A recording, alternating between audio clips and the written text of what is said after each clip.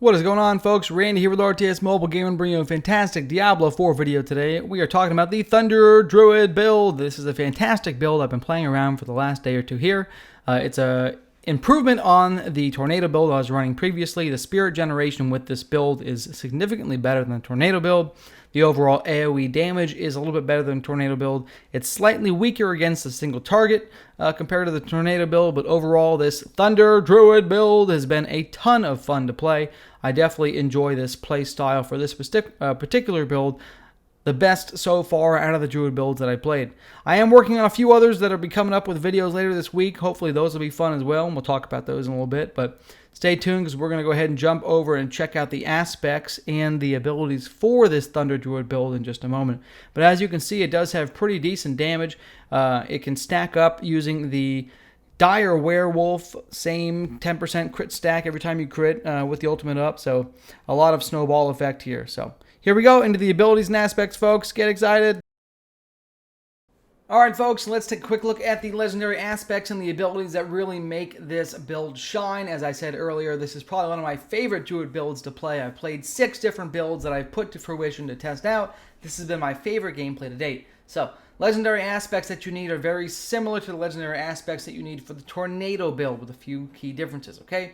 First, you're going to want to use the Tempest War Helmet. It's going to give you lucky hit chance to generate spirit by triggering your storm skills, since you are activating such a low spirit cost ability here, and then your spirit cost per execution is lowered additionally by the Grizzly Rage bonus aspect. Okay, here I'm reducing the spirit cost by 57%. You're going to be summoning an awful lot of these, so you have a very high percent chance to be actually generating spirit with these versus expending spirit, and you can maintain a very healthy spirit bar for almost the entire duration of your werebear, with maybe 2 or 3 auto attacks thrown in to keep your storm strike buffs up. Okay.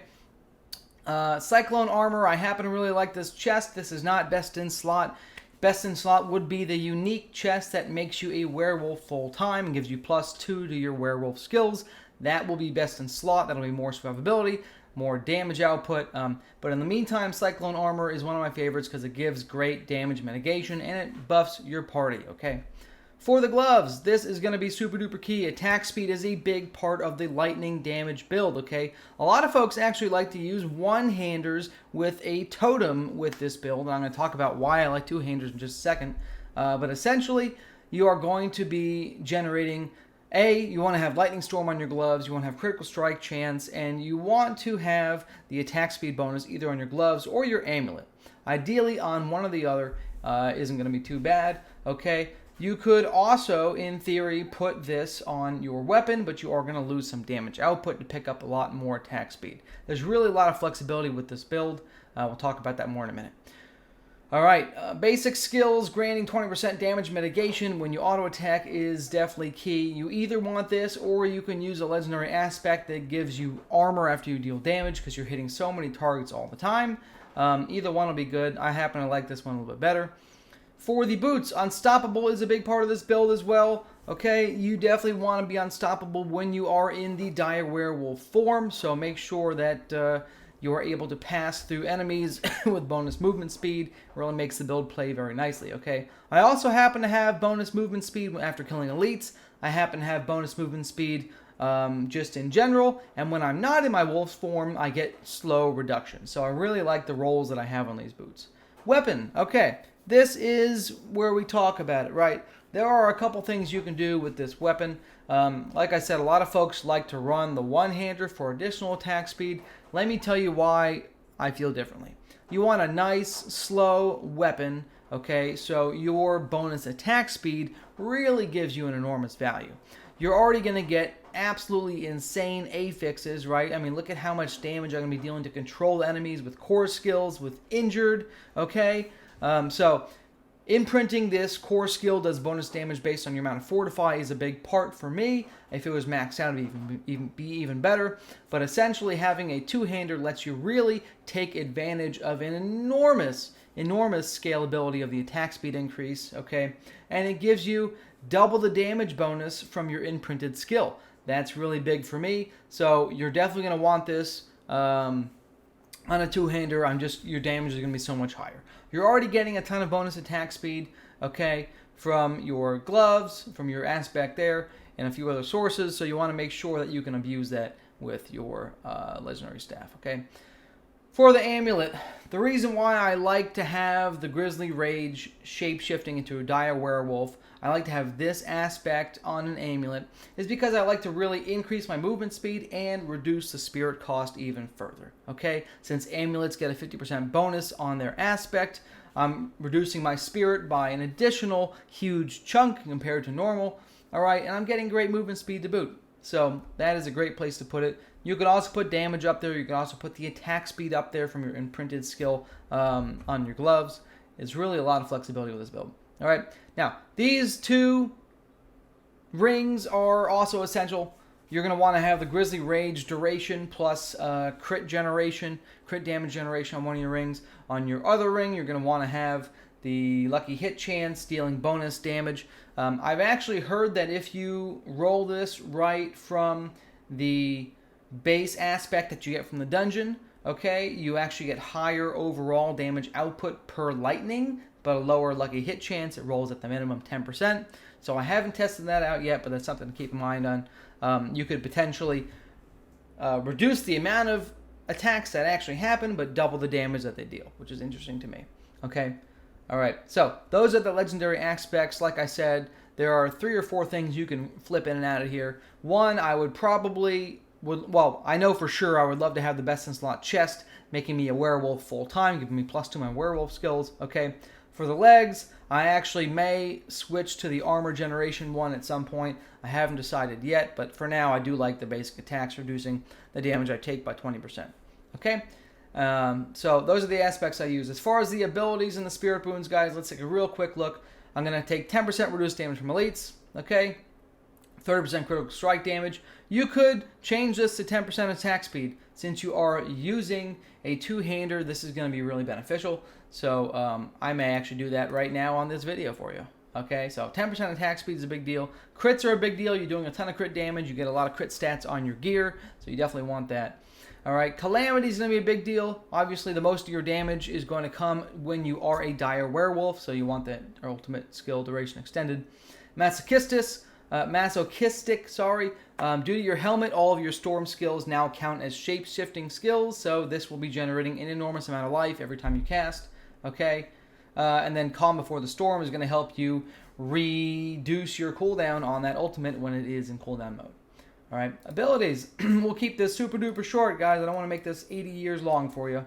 So, Storm Strike is the skill of choice here.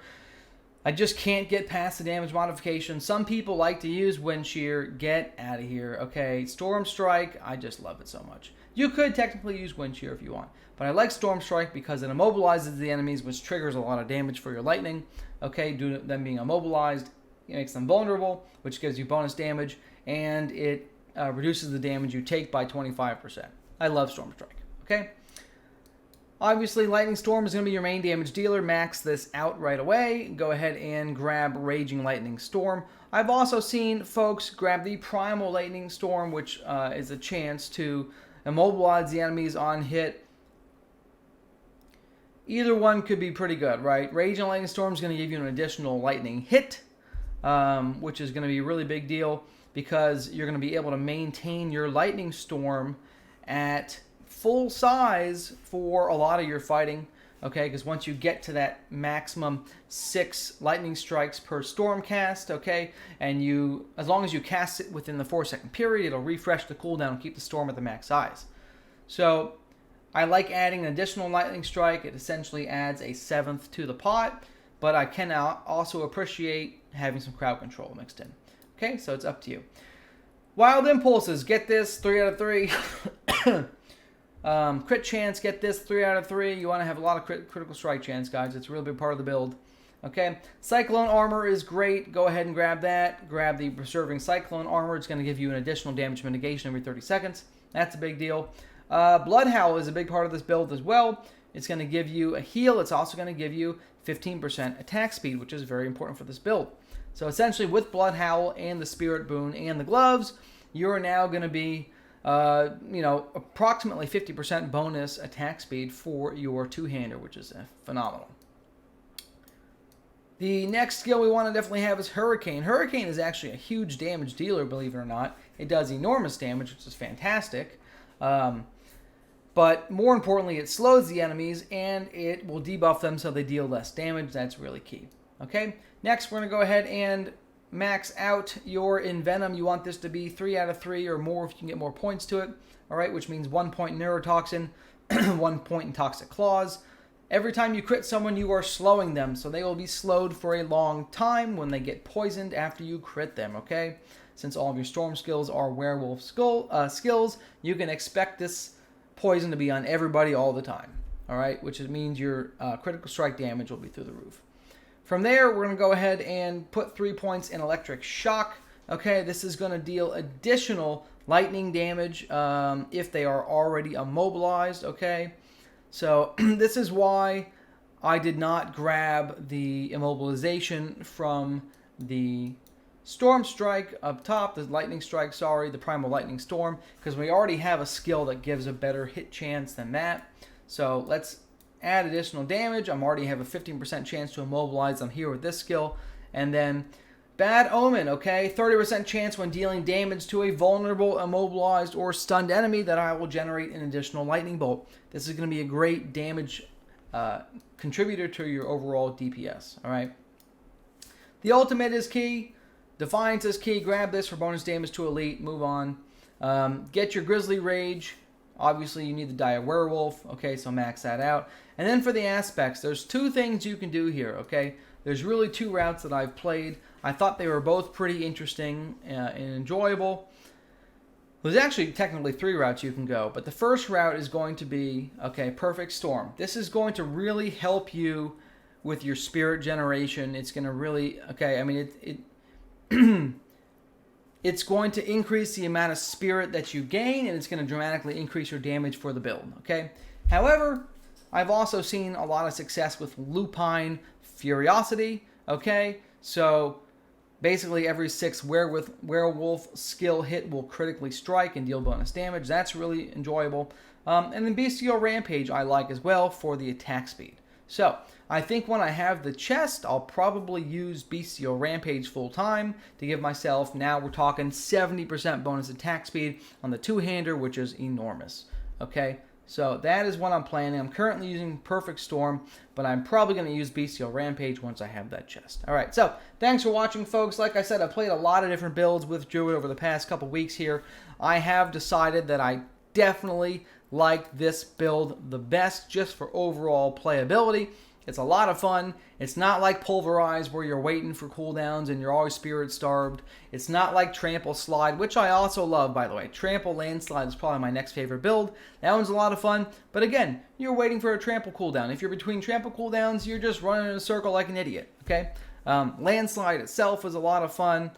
Tornado Wolf, which is very similar playstyle to this one, is also fun. However, I've decided that I really like this lightning build much better than the Tornado Wolf, the Tornado Storm Wolf, for a number of reasons.